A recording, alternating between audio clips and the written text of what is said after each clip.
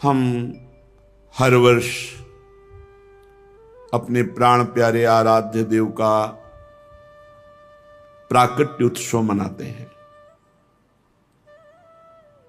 आज करुणानिधान सर्वलोक महेश्वर भगवान परमात्मा परब्रह्म श्री कृष्णचंद्र जी यह करुणा करके समस्त जीवों को परमानंद प्रदान करने के लिए ही प्रकट हुए। और ये प्राकट्य उत्सव सार्थक तभी हो जो हमारे हृदय में प्रकट हो, मेरे मन में, मेरे प्राणों में, एक एक श्वास में, एक एक नस नाड़ी कृष्ण कृष्ण कृष्ण भगवत स्वरूप हो जाए, हमारे हृदय में प्रभु का अवतार हो, हमारे हृदय में भय प्रगट कृपाला दीन दयाला। तो हमारी जितनी आसुरी प्रवृत्तियां हैं, राक्षसी प्रवृत्तियां हैं, राक्षसी प्रवृत्ति उसे ही कहते हैं स्वसुख वांछा, दूसरों से वस्तु व्यक्ति स्थान से जो सुख भोगने की लालसा है उसे आसुरी प्रवृत्ति कहते हैं। अपने आसु माने प्राण, प्राणों के पोषण के लिए, इंद्रियों के सुख भोगने के लिए जो हमारी वृत्ति है उसे आसुरी प्रवृत्ति कहते हैं। और भगवान का प्रादुर्भाव आसुरी प्रवृत्ति को जड़ मूल से नष्ट कर देता है। हमेशा भगवत चरणारविंद का आश्रय लेकर प्रार्थना करें कि भगवान हमारे हृदय में प्रकट हो और हृदय की समस्त आसुरी वृत्तियों का नाश होकर भगवदाकार वृत्ति हो। यही हमारे जीवन का परम लक्ष्य है। देवकी वसुदेव जी ने महान तप किया कि संसार का स्वामी भगवान मेरा पुत्र बने। नंद यशोदा जी ये सब महान तप संपन्न, इनको सुख प्रदान करने के लिए भगवान प्रकट हुए। ये दुराचारियों का विनाश तो बहुत साधारण सी बात है। श्री सुखदेव जी कहते हैं कि ये उस समय की बात है जब लाखों राक्षसों ने, असुरों ने, दैत्यों ने राजाओं का रूप धारण करके पृथ्वी में आतंक मचा रखा था। अहंकार से भरे हुए, बल से भरे हुए पृथ्वी को आक्रांत कर रखा था। आक्रांत पृथ्वी त्राण पाने के लिए रो रही थी। ये उस समय की बात है जब यदुवंशी राजा शूरसेन माथुर मंडल, सूरसेन मंडल का मथुरापुरी में रह करके शासन करते थे।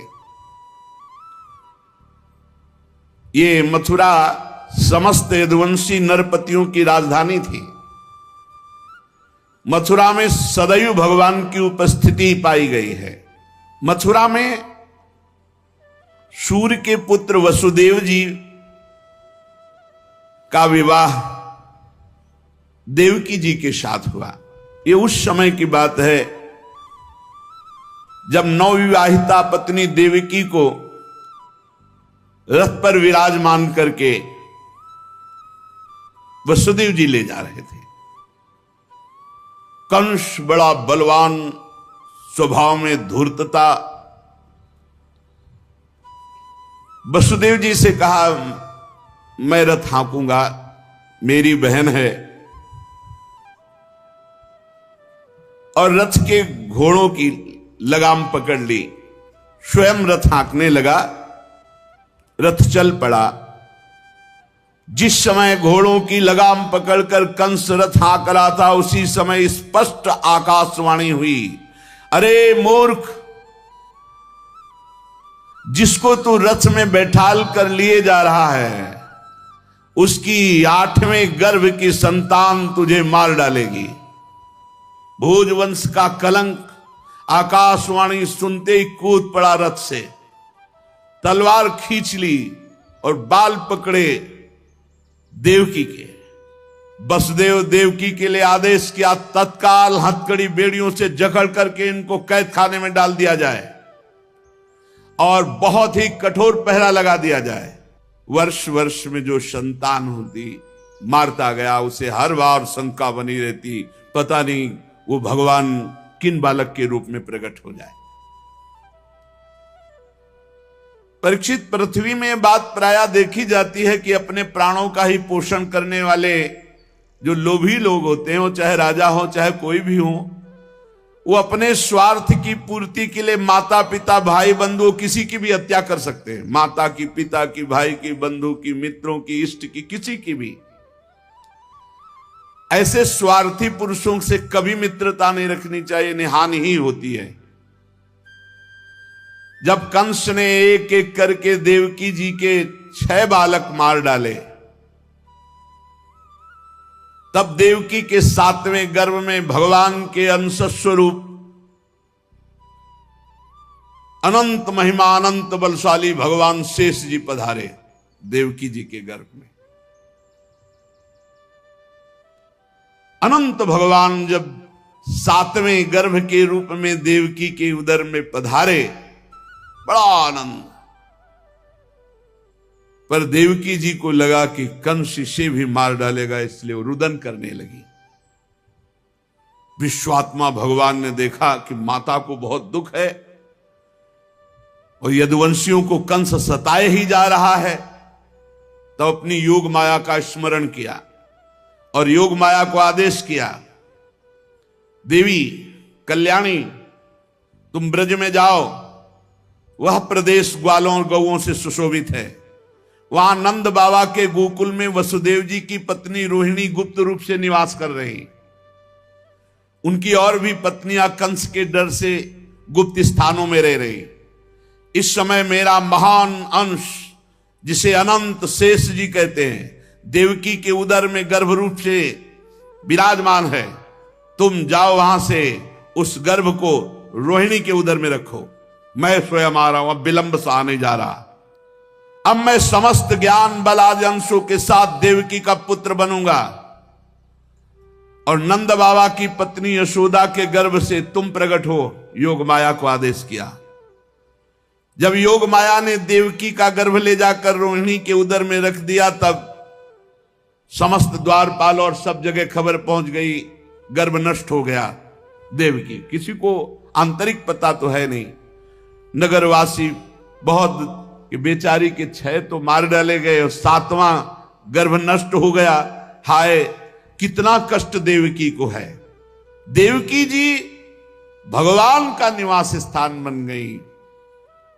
परीक्षित, अब समस्त शुभ गुणों से युक्त बहुत सुहावना समय आया। रोहिणी नक्षत्र था। आकाश के सभी नक्षत्र, ग्रह और तारे सौम्य हो रहे थे। अब तो काले काले मेघ आकर मंडराने लगे और धीरे धीरे गर्जना करते हैं। भारी वर्षा प्रारंभ।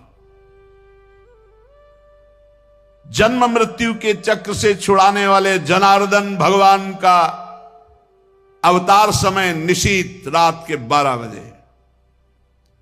उसी समय सबके हृदय में विराजमान भगवान देवरूपिणी देवकी के सामने प्रकट हुए। श्री भगवान ने कहा, देवी, स्वयंभू मनवंतर में जब तुम्हारा पहला जन्म हुआ था, उस समय तुम्हारा नाम था प्रश्नी और ये वसुदेव श्रुतपा नाम के प्रजापति थे। तुम दोनों के हृदय में बड़े ही शुद्ध भाव थे। जब ब्रह्मा जी ने तुम दोनों को संतान उत्पन्न करने की आज्ञा दी, तब तुम लोगों ने इंद्रियों का दमन करके उत्कृष्ट तपस्या की। तुम दोनों ने वर्षा, वायु, घाम, शीत, उष्ण आदि काल के विभिन्न गुणों को सहन किया और प्राणायाम के द्वारा अपने मन के मल को धो डाला। तुम दोनों ने सूखे पत्ते खाकर फिर हवा पीकर केवल तपस्या की। अभीष्ट वर प्राप्त करने की इच्छा से मेरी आराधना की। कितना कठिन तप। मुझ में चित्त लगाकर ऐसा परम दुष्कर घोर तप करते हुए देवताओं के 12,000 वर्ष व्यतीत हो गए। पुण्यमयी देवी उस समय में तुम दोनों पर प्रसन्न हुआ, क्योंकि तुम दोनों तपस्या, श्रद्धा, प्रेममयी भक्ति से अपने हृदय में नित्य निरंतर मेरी भावना की थी। जैसा मैं आज तुम्हारे सामने प्रकट हुआ हूं, ऐसा उस समय भी प्रकट हुआ था और तुमसे कहा वरदान मांगो। तब तुम दोनों ने कहा आप जैसा पुत्र मुझे चाहिए। तो मेरे जैसा तो सिर्फ मैं ही हूं, तो मेरे जैसा पुत्र, तो मैंने ये वरदान दिया कि मैं ही स्वयं तुम्हारा पुत्र बनकर आऊं। ये छोटी मोटी तपस्या का फल नहीं है, आप देख लीजिए। अगर आप जीवन भर रामकृष्ण हरि भगवान नाम जपते हुए भगवत प्राप्त हो जाते तो कितना सरल है, कितना सरल है।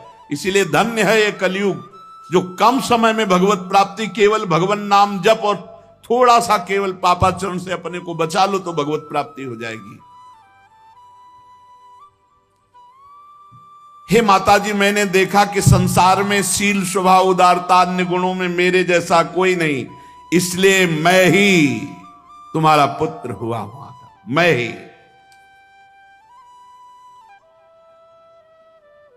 प्रश्न गर्भ से, वामन रूप से, और इस समय तुम देवकी वसुदेव हुए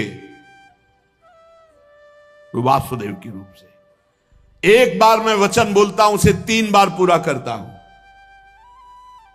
ये भगवान का है। मेरी वाणी त्रिकाल सत्य है। एक बार तुमने मांगा पुत्र तो प्रश्नी गर्भ, वामन रूप और इस समय वासुदेव रूप, कश्यप आदित्य के रूप में वामन रूप। और मैंने ये रूप इसलिए प्रकट किया कि जब मैं अवतार लेकर मनुष्य शरीर में लीला करूंगा तो मुझे पहचान पाना बहुत कठिन है। इसलिए तुम लोग ध्यान रखना मैं कौन हूं। ये खास बात, एक खास बात ध्यान देने योग्य बात है। भगवान कह रहे हैं कि तुम दोनों मेरे प्रति पुत्र भाव और निरंतर ब्रह्म भाव रखना। युवाम माम पुत्र भावेन ब्रह्म भावेन चाचकृत चिंतयंतो कृत स्नेहो या से थे मदगतिम पराम, तब तुम मेरे परम पद को प्राप्त होगी। चिंतनीय कौन है गोपाल जी, कौन है लाल जी? कह रहे तुम मेरे प्रति पुत्र भाव और निरंतर ब्रह्म भाव, इस प्रकार के चिंतन द्वारा तुम मेरे पद को, मेरे प्रिया प्रीतम है कौन? देखो हित सजनी जो नहीं कह रहे, जैसे हित हरिवंश करत अपनो जस प्रगट अखिल ब्रह्मांडन, अखिल ब्रह्मांड के अधिपति हैं।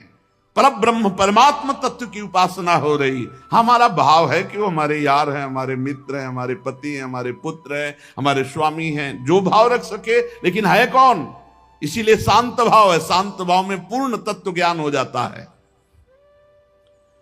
भगवान इतना कहकर चुप हो गए और अपनी योग माया से देखते देखते एक छोटे शिशु के रूप में नीलमणि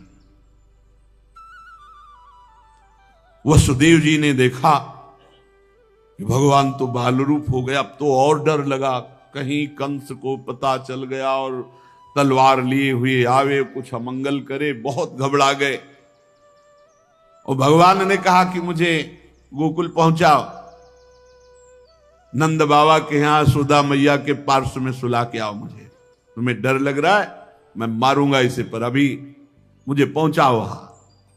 भगवान की आज्ञा का पालन करने के लिए जो ही चेष्टा की, ध्यान दीजिए, भगवान की आज्ञा का पालन करने के लिए जो ही चेष्टा की तो अपने आप हथकड़ी बेड़ियां कट गई। माया की हथकड़ी बेड़ियां कट जाएंगी जो ही भगवान की आज्ञा का पालन कर। और बड़े बड़े दरवाजे, कोई एक दो नहीं थे, कई दरवाजे थे कंस के कारागार के। फटाफट सब ताले टूट गए, दरवाजे खुल गए। अद्भुत चमत्कार। और जितने पहरेदार घोर राक्षसी स्वभाव के, जिंदा खा जाएं ऐसे पहरेदार थे, सब मूर्छित घोर निद्रा में। अब हथकड़ी बेड़ी कट गई, लाला को लेकर के चले उस समय घोर बादल छाए हुए, अंधेरा, कुछ दिखाई नहीं दे रहा। कितना कष्ट में जीवन भक्त। अब सोचो, अभी अभी तो प्रकट हुए हैं और अभी अभी त्याग करने जा रहे हैं, अभी अभी त्याग करने। इधर समस्त द्वारपाल सब सोए हुए हैं, वसुदेव जी भगवान को लेकर। वर्षा हो रही, पीछे पीछे गुप्त रूप से शेष भगवान फण धारण किए, मेरे प्रभु को बूंदे ना लगे। जब वो लीला कर रहे, वसुदेव जी को पता नहीं कि पीछे शेष भगवान फण धारण किए। वो तो बस चिंतन में चले जा रहे हैं, कैसे वहां जाएंगे, कोई जान ना जाए कोई। और वहां पहले ही योग माया ने पूरी व्यवस्था करी, पूरा का पूरा परिकर सब बेहोश है नींद में, किसी को सुध नहीं है। केवल यशोदा मैया को प्रारंभ में इतना था, कुछ हुआ और बेहोश हो गए। क्या हुआ ये निर्णय नहीं हुआ। पूर्ववासियों की समस्त इंद्रिय वृत्तियों की चेतना हर ली, सब अचेत हो गए। इतनी मोटी जंजीरें लगी हुई थी, ताले लगे हुए थे, जेल के साथ टूट गए। भगवान श्री कृष्ण को गोद में लिए हुए जैसे जैसे आगे बढ़ते, सब दरवाजे अपने आप खुलते चले थे और पहरेदार सब सो रहे। बादल नजदीक आकर मानो बरस रहे हो, ऐसे लटक लटक के बादल। शेष भगवान अपने फणों से जल को रोकते हुए 1000 फण धारे पीछे पीछे चल रहे। यमुना जी ने देखा कि प्रभु पधार रहे, तो पहला चरणामृत तो हमारे अधिकार बनता है। अरे जिनके चरणों का ध्यान बड़े बड़े महापुरुष शिव आदि करते हैं, आज वही प्रभु मेरे पास आ रहे हैं। आनंद में भर गई यमुना जी और उफान। यमुना जी ने जब उफान आनंद का लिया तो वसुदेव जी के प्राण बहुत घबरा रहे हैं कि अब क्या करें, लौट सकते नहीं, कोई नौका आदि है नहीं। चलो प्रभु ने आज्ञा करी है तो वही देखेंगे। अब मेरे प्राण चाहे चले जाए, मेरे लाला को कुछ ऐसे। यमुना जी उफान कर रहे कि चरण छू ले, और वसुदेव जी उल्टा सोच रहे कि यमुना जी बढ़ रही तो लाला को बचाए। देखो ये समर्पण है, मेरे प्राण भले चले जाए, बस आज्ञा का पालन, प्रभु को पहुंचाना है और सुरक्षित पहुंचाना है। यमुना जी ऐसे थपेड़ जोर जोर से बढ़ रही। भगवान ने कहा बाबा तो और ऊपर उठाते चले जा रहे, तो यमुना जी और बढ़ती चली जाएंगी। एक श्री चरण बड़ा, ये वसुदेव जी को पता ली। जो ही यमुना जी को श्री चरण प्रभु के स्पर्श हुए तो तुरंत नाभिभर हो गई और ऐसे एकदम शांत। वसुदेव जी बाबा के नगर में गोकुल में गए तो डर रहे थे कि कोई देख न ले, लेकिन वहां कोई देखने वाला था, सब सोए हुए थे। उन्होंने अपने पुत्र को, अब वो ऐसे देख रहे थे, और जहां सुलाया तो वहां भी पुत्र था, पार्श्व में योग माया और वही पुत्र। भगवान के इस अवतार में 2 अवतार हुए। एक हुआ चतुर्भुज नारायण भगवान का अवतार जो वसुदेव देवकी के सामने, और एक हुआ पीछे आपने सुना है नंद बाबा और यशोदा मैया बहुत ऐश्वर्य समृद्धि सब रिद्धियां सिद्धियां अटखेलियां कर रहे। ब्रज तो यहां रिद्धियां सिद्धियां अटखेलियां कर रही, कौन पूछता है। अवस्था ढल गई थी नंद बाबा की, चौथापन था, और ब्रजवासी बाबा की इस दशा को देख के सह नहीं पा रहे थे।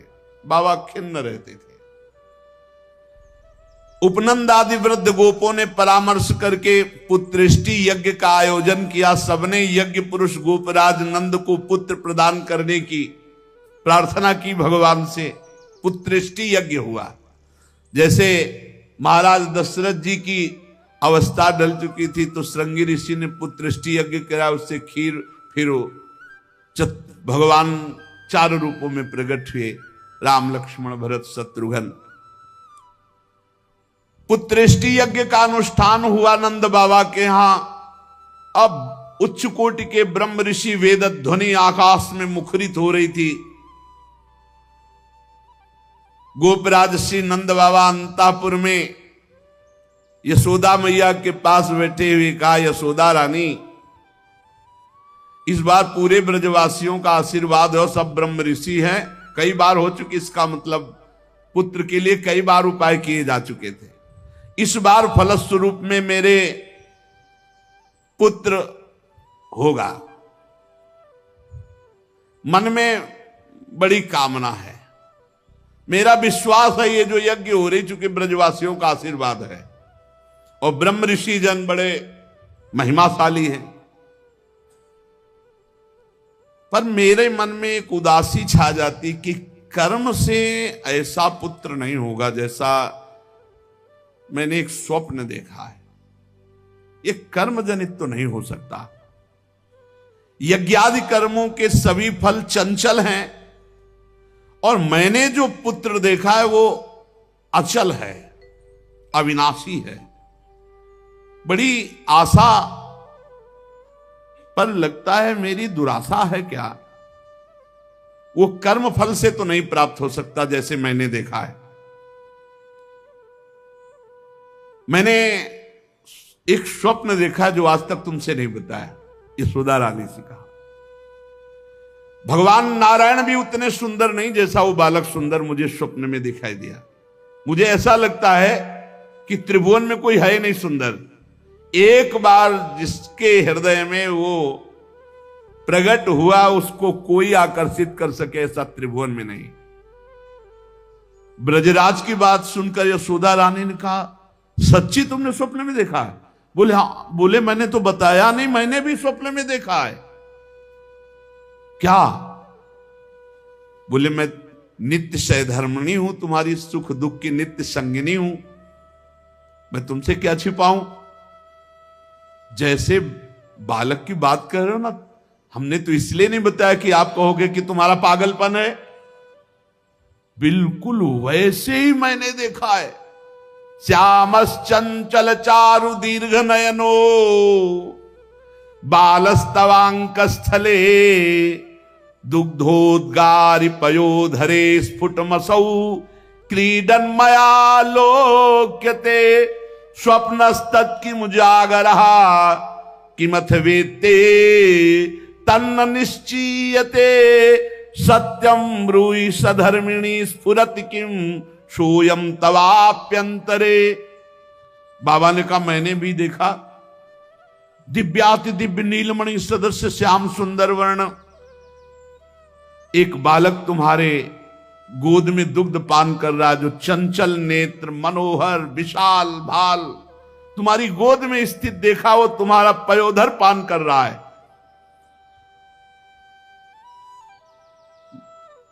कैसे बताऊं, अब तो मेरी ये दशा है कि सोता हूं या जागता हूं मुझे कुछ पता नहीं चलता। हर समय बालक लगता है मेरी गोद में चढ़ रहा है, मेरी दाढ़ी खींच रहा है। कभी मैं देखता हूं तुम्हारी गोद में दुग्ध पान कर रहा है।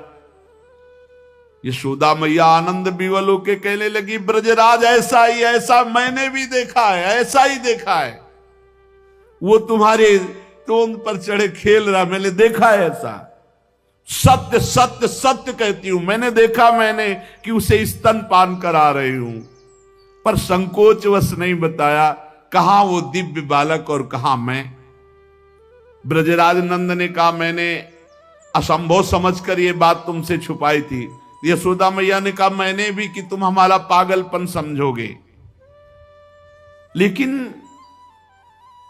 ऐसा अगर दोनों के स्वप्न में आया तो जरूर भगवान हमारे स्वप्न को पूरा करेंगे। नारायण जिनकी हम आराधना करते हैं, नारायण सेवानिष्ठ नंद बाबा और यशोदा मैया दोनों तन मन वचन से भगवान श्री हरि की शरण में होकर के द्वादशी दिन यथाविधि व्रत करने का नियम लिया। पुत्रेष्टि यज्ञ के बाद द्वादशी व्रत की संख्या वृद्धि के साथ साथ अब वो स्वप्न में देखा हुआ जो दिव्याति दिव्य बालक है वो खुली आंखों झलकने लगा। अब तो भारी व्याकुलता बनी।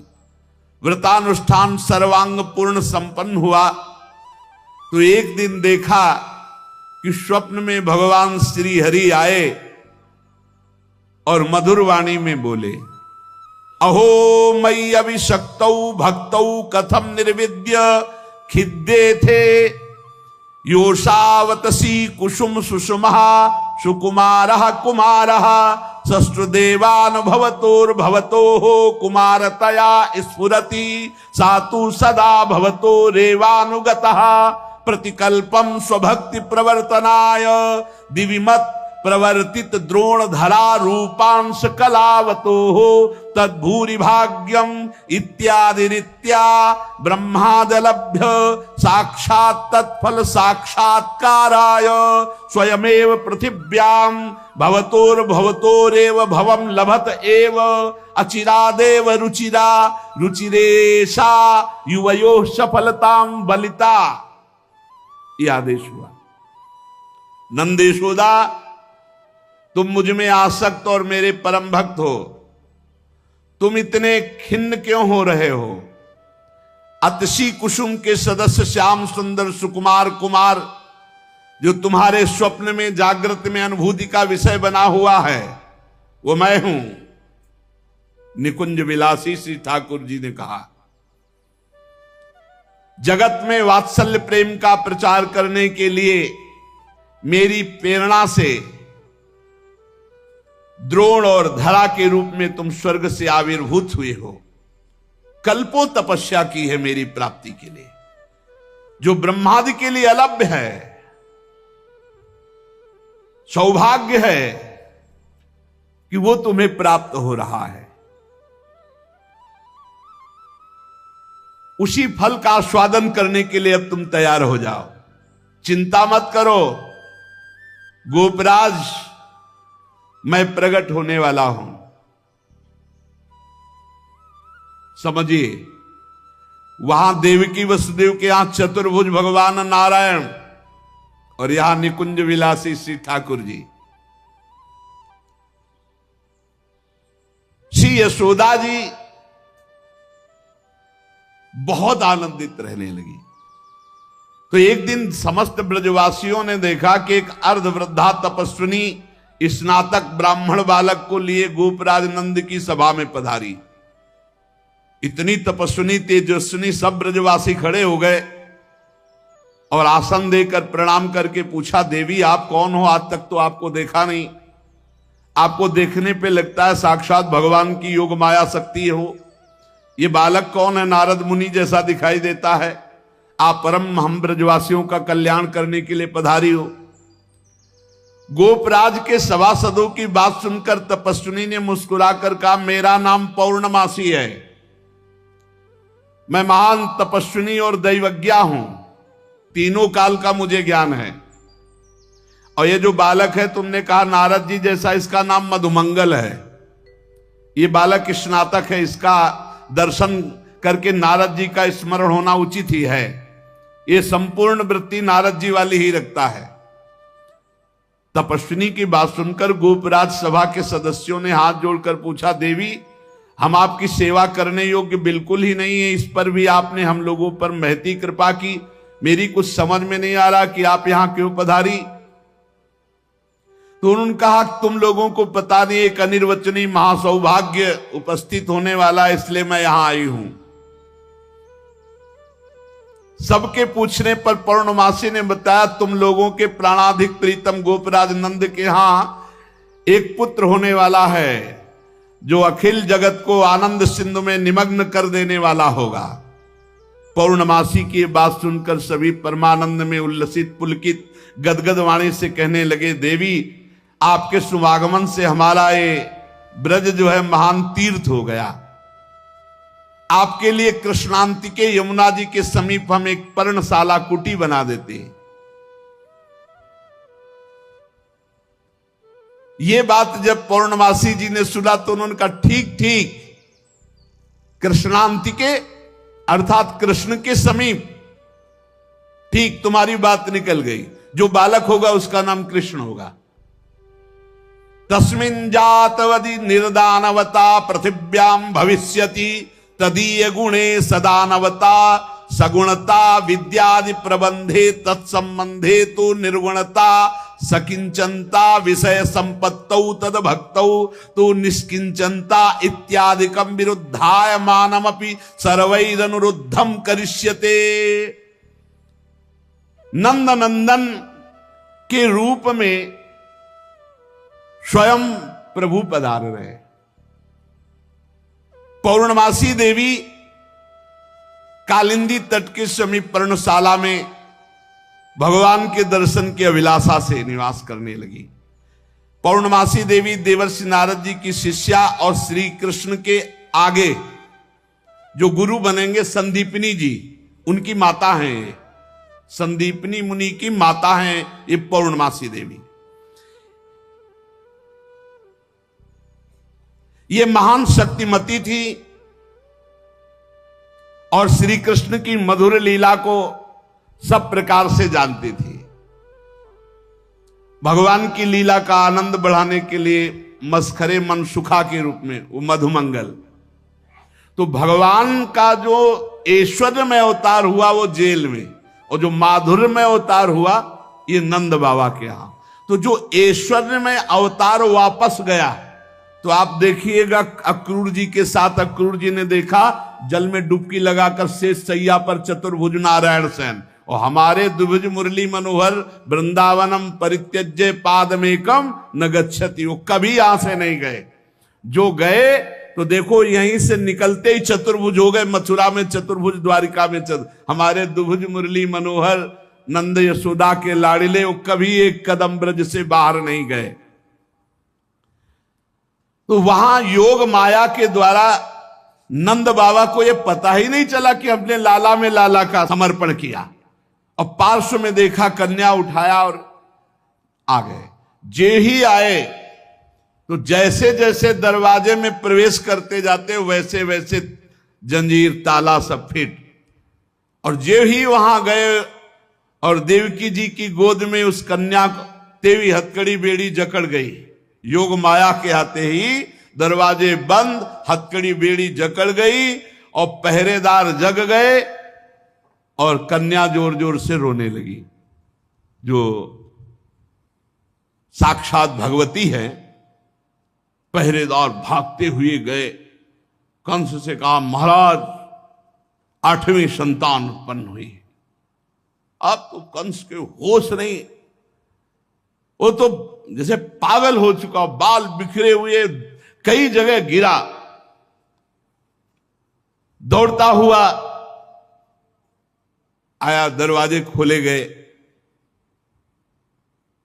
बड़ी घबराहट है, बाहर बिखरे हुए, बड़ा भयानक रूप कंस का।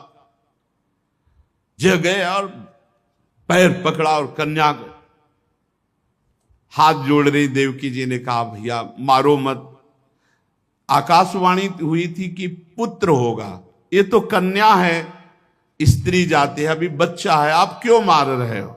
भैया तुम तो बड़े कृपालु हो, और देखो हमारे कई बच्चे मार डाले तुमने, अब एक कन्या बची, इसे तो दे दो, मैं तुम्हारी छोटी बहन हूं, बहुत दीन हूं। बड़ा प्रार्थना की, लेकिन वो देवकी जी रोती रही, पैर पकड़ करके कन्या को एक चट्टान पर मार।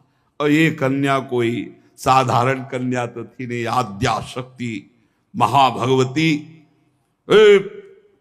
हाथ से छूट गए और सामने आकाश में देखा तो 8 आयुध, दिव्य माला वस्त्र चंदन मणिमय आभूषणों से विभूषित, धनुष त्रिशूल बाण ढाल तलवार शंख चक्र गदा। देखा सिद्ध चारण गंधर्व अप्सरा किन्नर सब स्तुति कर रहे अंबा की। और उस समय देवी ने कहा है मूर्ख, तेरी सामर्थ्य नहीं कि तू मुझे मार सके। और तू जिसे सोच रहा ना कि मैंने मिटा दिया, अरे तेरे मारने वाला पैदा हो चुका है। निर्दोष की हत्या करने वाले, अब तू बच नहीं सकता, कहीं भी भाग के जा, तेरे मारने वाला पैदा। आप कंस के दिमाग में आया कि संतान तो 8वीं पुत्र होनी थी, वो पैदा हो चुका, ये आकाशवाणी झूठ कैसे बोल सकती, तो पैदा तो देवकी के यहां ही होना चाहिए। बड़ा आश्चर्य हुआ। फिर उसने हाथ जोड़ा देवकी वसुदेव जी की, व्यर्थ में हमने आपको कष्ट दिया आकाशवाणी, आप मुझे क्षमा कीजिए बहनोई जी और बहन जी। और वो उन्होंने कहा कुछ नहीं, वसुदेव जी से कहा कि ये विधाता भी झूठ बोलता है, आकाशवाणी हुई थी कि 8वां पुत्र होगा, पुत्री कैसे हो गई, मैं बड़ा पापी हूं, मैंने आप दोनों महात्माओं को बड़ा कष्ट दिया। पर वसुदेव जी आपको दुखी नहीं होना चाहिए। जो लोग तत्व को जानते हैं, आत्मा को जानते हैं, वो शरीर के नाश पर दुखी। देखो इनको भी ज्ञान है यार, बड़ा विचित्र है। पर उपदेश कुशल बहु तेरे, राक्षस स्वभाव वालों को भी ज्ञान, ये भी उपदेश दे रहे। वसुदेव जी ये शरीर को जो आत्मा मान बैठते हैं, इसी उल्टी बुद्धि के कारण ये एक दूसरे से बैर और राग द्वेष कर लेते हैं, जन्म मृत्यु को प्राप्त होते हैं। यद्यपि मैंने तुम्हारे पुत्रों को मारा, फिर भी ज्ञान के द्वारा देखो कौन किसको मारता है। बड़ा सुंदर ज्ञान दे रहे, अभी बताएंगे ठाकुर जी आके तुम्हें कौन किसको मारता है लौट के। ये जो अपने स्वरूप को भूले हुए हैं लोग, इसीलिए मैं मरने वाला हूं, मैं मारता हूं, ऐसा मैं दुख भोग रहा हूं, ये मेरे को दुख देने वाले घोर अज्ञान की बात। कोई किसी को मारता नहीं, कोई किसी को दुख नहीं, जीव अविनाशी है, शरीराभिमान के कारण ऐसा। फिर भी मैं क्षमा चाहता हूं आपसे। वसुदेव जी के चरण प्रकार, देवकी जी ने कहा भैया भैया बस पैर छूने की जरूरत नहीं है, आप खुशी रहो। यह आपने बताया नहीं कि अज्ञान के कारण ही, शरीराभिमान के कारण ऐसा होता है, अपने और पराये का भेद। बस बस आपका इसमें कोई दोष नहीं है। जब वसुदेव और देवकी जी ने इस प्रकार, तो कंस वहां से अनुमति लेके चला गया और बुलाया पूरे परिकर को और कहा योग माया ने जो कहा है वो झूठा नहीं हो सकता। 8वीं संतान पैदा हो चुकी है मारने वाली, तो ये लड़की नहीं हो सकती, ये पुत्री नहीं हो सकती, कुछ है, प्लानिंग करो। वो कह रहे पैदा हो चुका तो ब्रजय में होगा। कंस के मंत्री जितने थे वो कंस से भी ज्यादा बुरे स्वभाव वाले थे। उन्होंने कहा महाराज आज्ञा करो, ब्रज 84 कोस में आज से लेकर 10 दिन तक जितने भी बालक हुए सब मार डालेंगे हम लोग। बड़ा प्रसन्न हुआ इसका प्लान कि सबका नाश, और भगवान पहुंच चुके हैं। यहां से ईश्वर स्वरूप और यहां से ब्रज के लाडिले ठाकुर कभी बाहर नहीं गए, पक्का मानना। कभी ये जितने संत जन ऐसे थोड़ी जी रहे हैं, पूरी भावना में नहीं जी रहे भाई। छिन छिन बिहरत संग, छिन छिन निरखत प्रेम भरी, छिन जस कहा तभंग। अब जब मैया के नेत्र खुलेंगे, लाला को देखेंगे तो उत्सव मनाएंगे। वो कल अपने लोग फिर उत्सव मनाएंगे। श्री राधा वल्लभ लाल।